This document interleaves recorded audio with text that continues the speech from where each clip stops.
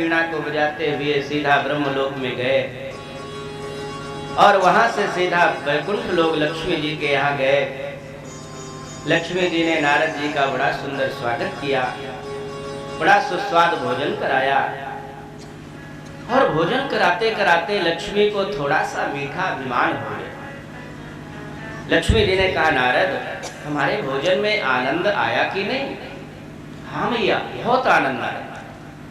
तुम्हें कुछ मालूम है हमारे भोजन में इतना आनंद क्यों आया? ना मैया, जरा बता दो।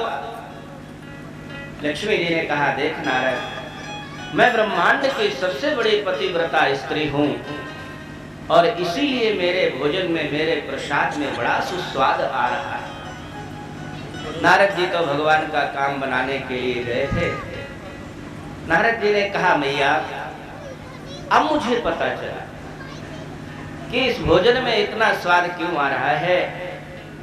मैया बुरा मत मानना, अभी अभी मैं चित्रकूट गया था अनसुईया जी के यहाँ।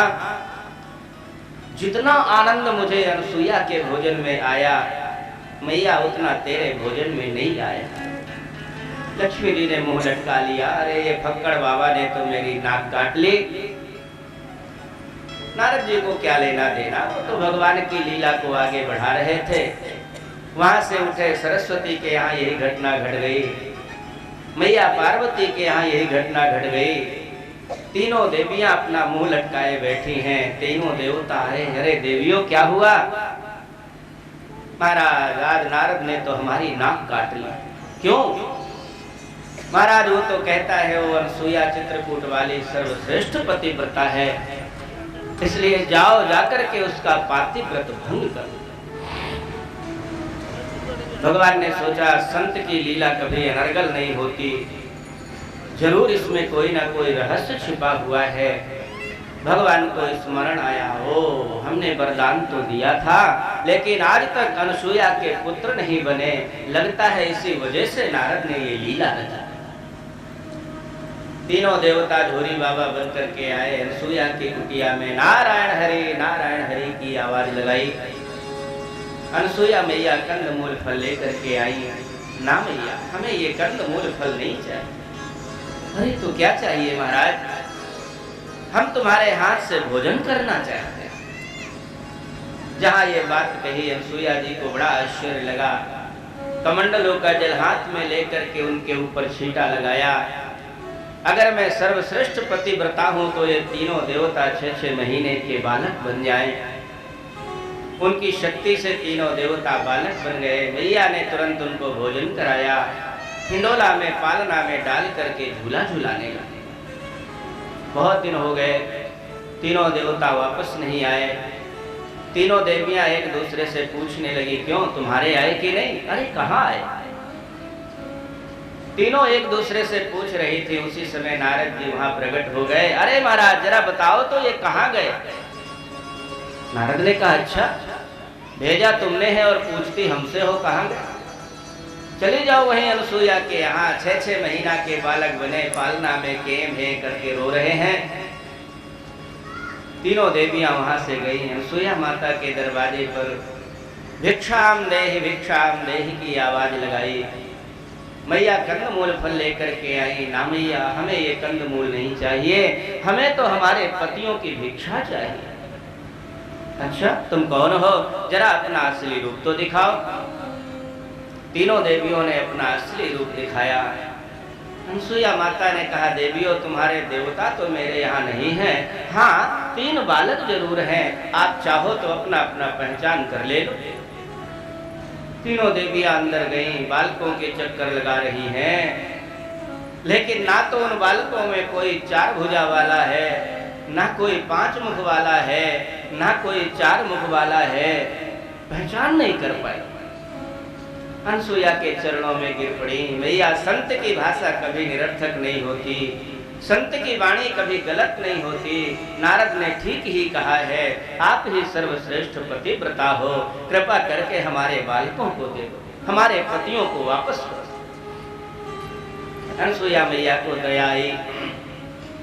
उन्होंने तुरंत एक बालक के ऊपर जल छिड़का और कहा, तुम असली रूप से खड़े हो जाओ, बालक रूप से मेरे यहाँ रह जाओ। एक बालक से ब्रह्मा जी उत्पन्न हो गए। और भैया चंद्रमा नाम का बालक अनसुईया मैया के घर में रह गया। दूसरे बालक पर जल छिड़का, उसमें से विष्णु भगवान प्रकट हो गए। दत्तात्रेय नाम का बालक अनसुईया के यहाँ रह गया। और तीसरे बालक से भगवान शंकर जी प्रकट हो गए और दुर्वासा नाम का बालक अनसुईया मैया के घर में रह गया। प्रेमियों, इस कथा का सारांश क्या है? पातिव्रत धर्म में इतनी शक्ति है कि वो पतिव्रता चाहे तो भगवान को भी बालक बना सकती है। और एक नहीं, तीनों देवता उनके यहाँ बालक बन करके आए। बोलिए सच्चिदानंद भगवान की जय।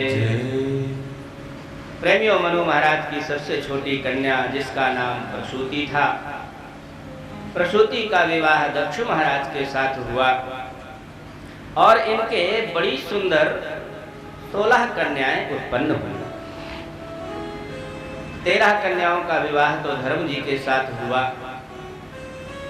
और दक्ष की एक कन्या थी जिसका नाम स्वाहा था, उसका विवाह अग्नि के साथ हुआ। इसी वजह से जब अग्नि में आप लोग हवन छोड़ते हैं तो स्वाहा का उच्चारण जरूर करना चाहिए, क्योंकि अग्नि की पत्नी का नाम स्वाहा है। अगर हम स्वाहा का उच्चारण नहीं करेंगे तो अग्नि भगवान वो आहुति लेकर के देवताओं तक नहीं पहुंचाते।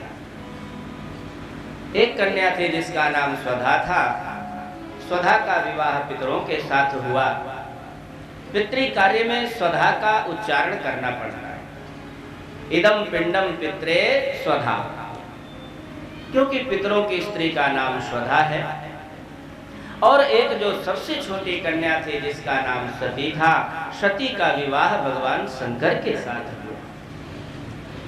मैत्रेय जी ने कहा, विदुर, दक्ष जी की सभी कन्याओं का तो वंश चला, बड़ी सुंदर सुंदर संतानें उत्पन्न हुई, लेकिन ये जो सबसे छोटी कन्या थी जिसका नाम सती था, सती के कोई संतान उत्पन्न नहीं हुई।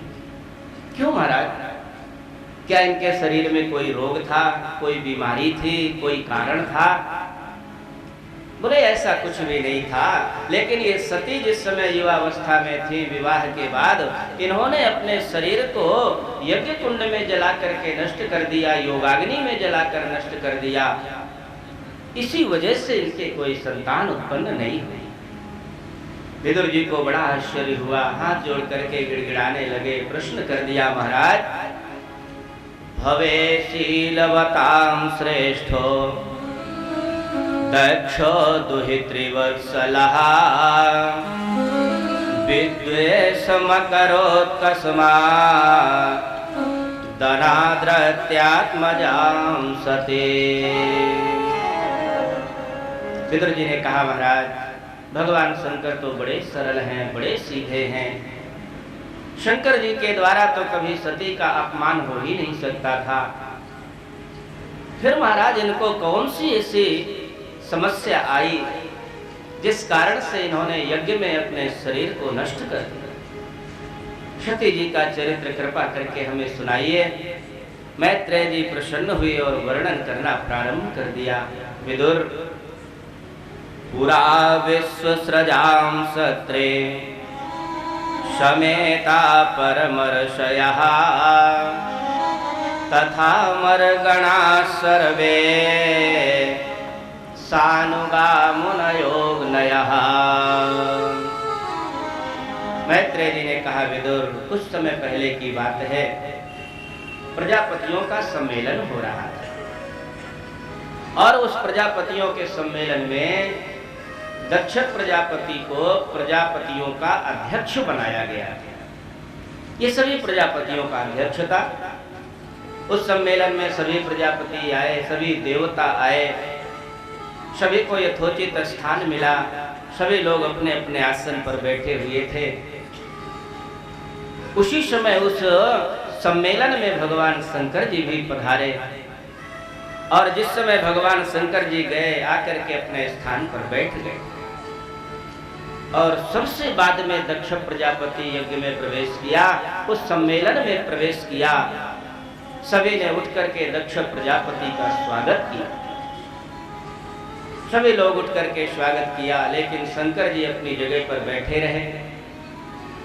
प्रेमियों, जो अभिमानी व्यक्ति होता है, जब कभी किसी समाज में जाता है, किसी निमंत्रण में जाता है, किसी सम्मेलन में जाता है, तो वो नजर उठा उठा करके देखा करता है किसने मुझे प्रणाम किया और किसने नहीं किया। दक्ष प्रजापति अपने आसन पर पहुंचे और पहुंच करके आंख फाड़ फाड़ करके सबको देखने लगे। हाँ हाँ, ठीक है ठीक है, सबने मुझे प्रणाम किया, सबने मेरा स्वागत किया। लेकिन देखते देखते जहां शंकर जी के पास दृष्टि गए, शंकर जी तो अपने आसन पर बैठे, बड़ा क्रोध आया, एकदम आग बबूला हो गया। ईर्ष्या द्वेष के कारण दक्ष प्रजापति का शरीर एकदम जलने लगा, होंठ फड़फड़ाने लगे और क्रोध में आकर के सभासदों को संबोधित करके कहना प्रारंभ किया। श्रूयतां ब्रह्मर्षयो में सहदेवा सहाग्नयः साधूनां ब्रुवतो वृत्तं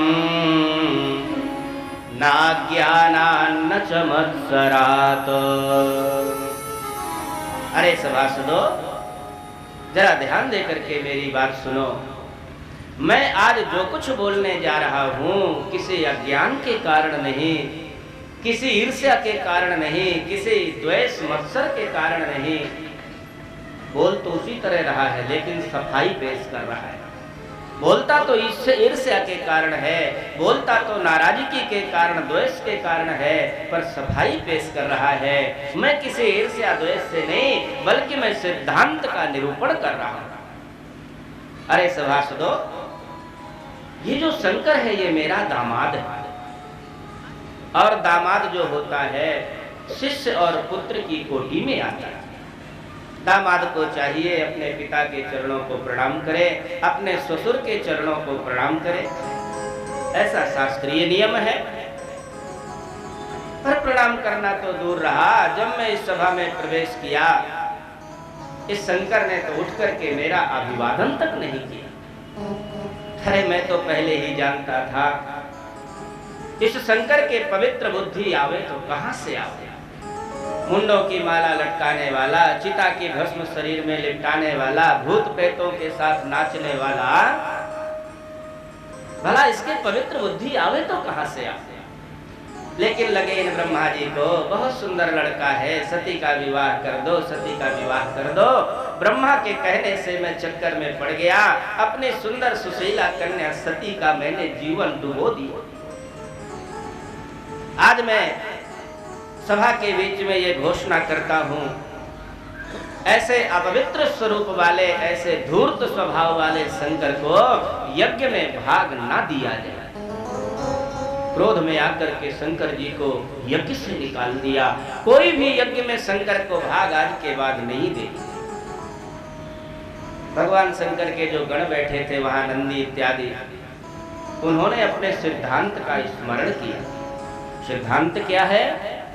हरिहर निंदा सुनए जो काना, हरिहर निंदा सुनए काना, हरिहर निंदा सुनए काना, हरिहर निंदा सुनए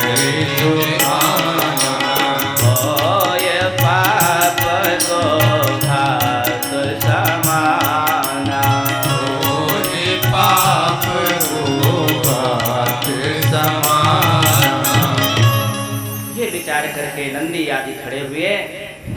अरे हमारे स्वामी की निंदा कर रहा है। उन्होंने भी दक्ष को श्राप दे दिया, अरे कहीं के धूर्त, जिस मुख से तुम हमारे स्वामी की निंदा कर रहे हो, जाओ, तुम्हारा ये मुख बकरे का मुख हो जाएगा। दक्ष के पक्ष वाले जो आचार्य पुरोहित भृगु आदि थे, उन्होंने शंकर के गणों को श्राप दे दिया। शंकर के गणों ने पुरोहितों को, पंडितों को, ब्राह्मणों को श्राप दे दिया। आपस में श्रापा श्रापी होने लगी। भगवान शंकर को ये अच्छा नहीं लगा। भगवान शंकर ने सोचा जब तक मैं यहाँ पर बैठा रहूंगा तब तक इनका आपस में बवाल होता रहेगा, मुझे यह स्थान छोड़ देना चाहिए। शंकर जी वो स्थान छोड़ करके बाहर चले गए। जितने भी उनके गढ़ थे उनका अनुगमन किया, मामला शांत हो गया। कितनी बड़ी शिक्षा मिल गई। भैया जब भाई भाई में लड़ाई हो रही हो, देवरानी जेठानी में लड़ाई हो रही हो, चतुर देवरानी जेठानी को चाहिए थोड़ी देर के लिए वह स्थान छोड़ दे, थोड़ी देर बकबक करेगी फिर अपने आप शांत हो जाए।